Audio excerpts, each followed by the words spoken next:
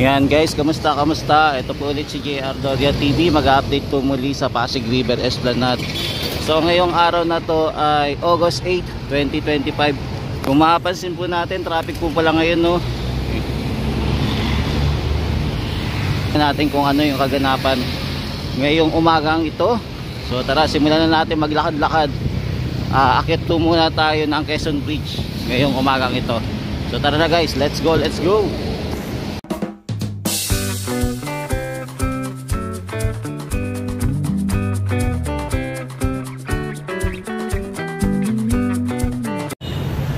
Yan guys, mapapansin nyo po, malinis po yung area po ngayon, no? Yung mga veranda, wala po masyadong vendor tayo makikita.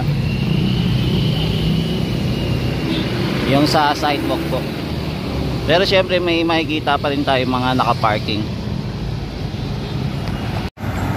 Yan, so nandito na tayo sa Quezon Bridge. So makikita nyo po yung kabilaan na tower ng Quezon Bridge. Yan, so punta po tayo sa mismong ginagawa na Pasig River Esplanade dito po sa Arroceros Park. So silipin natin kung ano po yung latest update development dito sa continuous na project dito sa Pasig River Esplanade Arroceros Park Extension. Yan, so ito po yung ating Quezon Bridge. Ayan, makikita po natin yung tower. Sana mapaganda din po itong Quezon Bridge, no? If ever matapos po yung Pasig River Esplanade, kasama po sanang pagandahin, isama sa mga plano. Kasi isa to sa mga iconic bridge na pinakamatagal na dito sa Maynila. Yan, so nandito na tayo sa ginagawa po ulit na Pasig River Esplanade. So mapapansin pa rin po natin yung mga pilote pa rin po dito. Dito po sa kabila, hindi pa po sila naglalagay ng pile cap box. So hindi pa rin po nababawasan yung ating mga pilote para para makapaglagay po ng pile cap. Tapos dito na po sa kabila, makikita pa rin po natin yung mga pilote po, mga barge. Ayan, dalawang barge, isang tugboat na nakapark po muna dito. Malapit po sa Arroceros Park.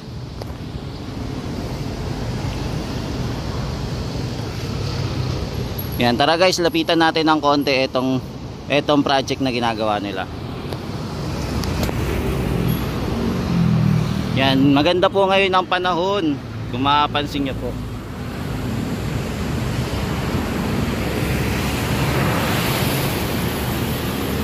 Yan, so ito po yung Quezon Bridge.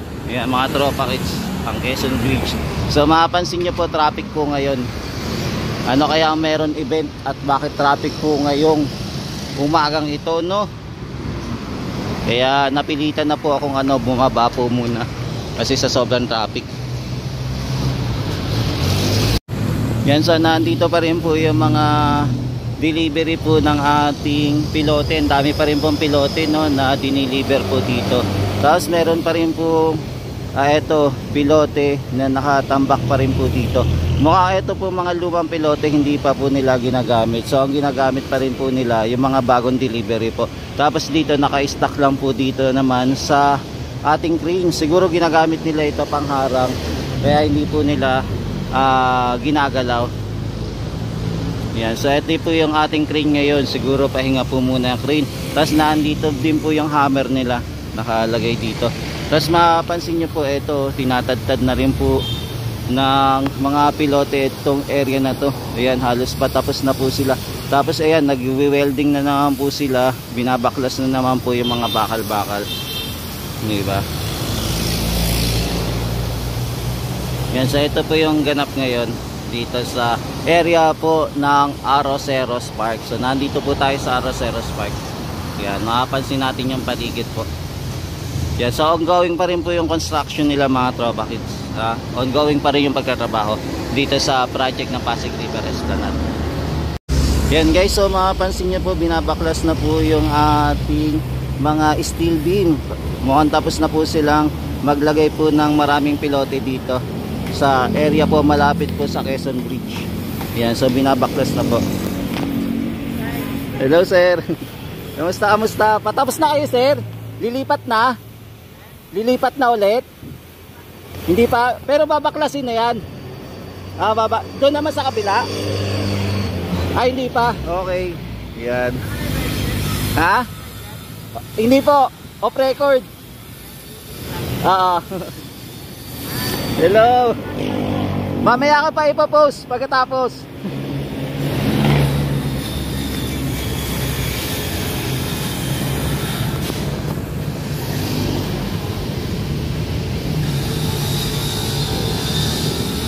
Yan, so bumati muna si Kuya.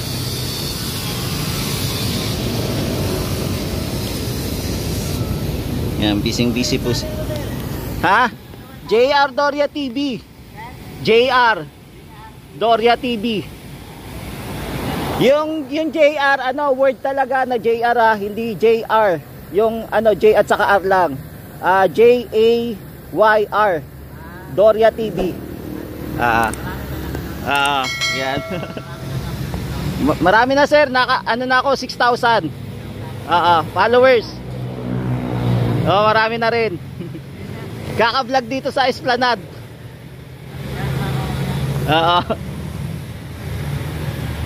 Saan yung next yan sir? Ilalagay yung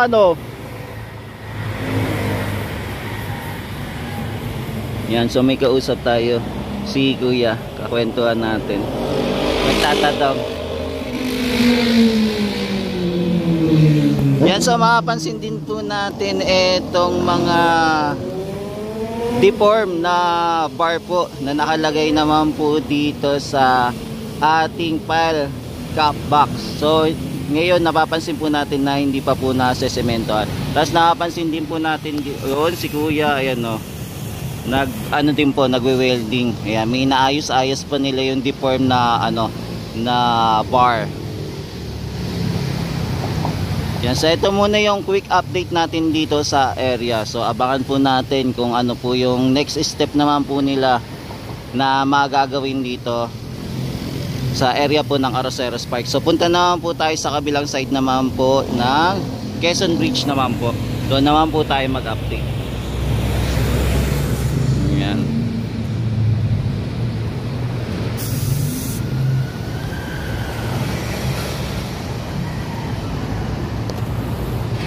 Yan, so mapapansin nyo guys, mataas po yung tubig ngayong araw ng August 8, 2025 no.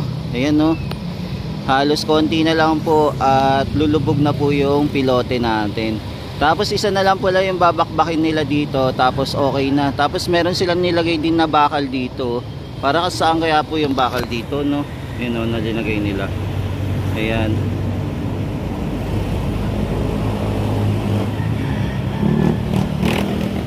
Yan, para saan po kaya yan yung nilagay nila. Ayan yung kulay blue po kung mapapansin nyo. Yan, so nandito naman po tayo sa kabilang area naman po ng Loton Pasig Ferry Station naman. So dito naman po tayo sumilip ng ganap dito sa area. Yan, so mataas pa rin po yung tubig. Tapos dito din po nakapark yung ating environmental management. Yan, so ito naman po yung itsura ng ating mga building dito sa Maynila. Tapos dito pa lang po traffic ngayon no. Yan, di natin alam kung meron kung bakit traffic dito sa Maynila po. Ayan, dito sa taas po ng Quezon Bridge, pababa po ng Loton, traffic po. Ayan guys, kung mapapansin nyo, traffic ngayon no.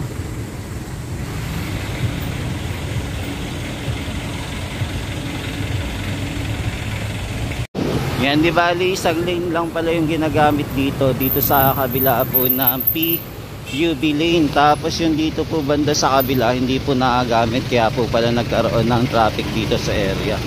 Yun pala yun. Yan, di natin alam lang kung ano po yung ginagawa dito, kung bakit po hinarangan.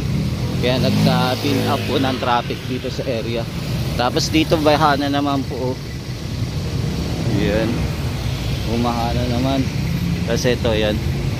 So tara, punta tayo sa kabila naman. Yan guys, so nandito naman po tayo sa stockyard naman po ng Pasig River Esplanade. So may natitira pa pong pilote dito no, na delivery. So ito po yung ganap ngayon. Tapos nandito pa rin po yung ating mga steel beam. May malalaki, may maliliit po. Tapos ongoing pa rin, pinupinturuhan pa rin po nila yung mga steel beam dito. Tapos inaayos din po nila yung crane. Yan, may inaayos-ayos po sila. Yan, so mapapansin pa rin po natin, baha pa rin po yung ilalim po ng ating tulay na hindi pa po kasi naayos para maayos po yung drainage system. Tapos yung ating ilog Pasig pa rin po, mataas pa rin po yung level ng tubig, no. Lumalagpas pa rin po dito sa poste ng ating LRT 1. Yan po. So ito po yung makikita natin ganap ngayon.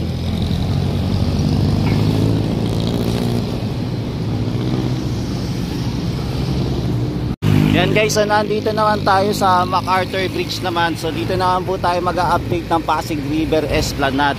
So dito naman po tayo sisilip mga tropa kids ha. Yan, sisilip-silip naman tayo dito. Yan, nang kaganapan dito sa Pasig River Esplanade. Yan, sa mga tropa kids, may mapapansin po kayo nakapatong na po doon sa ginawang layout po para sa boardwalk po, yun sa mga steel beam. Kaya lang hindi ko po masyadong matanaw kung ano po yung nilagay. Kung ito po ang steel deck, kung pinatong na po dito sa steel beam. Yan, so ito po yung yung kaganapan ngayon. Tapos mapapansin din natin po yung boat, tugboat, naka-park lang po muna malapit din dito sa ginagawang boardwalk po. Ayan. Yan, medyo yung tubig po medyo mataas po ngayon, no, dito sa Ilog Pasig. Yan, so ito muna yung quick update natin dito naman sa ginagawa naman na boardwalk malapit po dito sa informal settler naman. Yan, punta naman po tayo sa other side naman po ng MacArthur Bridge. Silip din naman po tayo. Yan guys, so nandito naman po tayo sa other side naman po ng Pasig River Esplanade. So may deliver din pala dito, no, yung naka-formang mahabang tubo, pero ano pa lang po siya, bakal pa lang po. Ayan, hindi ko lang alam kung ano tawag po dito sa bakal na inayos po dito para ilagay po dito naman sa tubo. Yan, so comment lang guys kung ano tawag dito sa etong bakal na to. Yan, na diniliver po ngayon.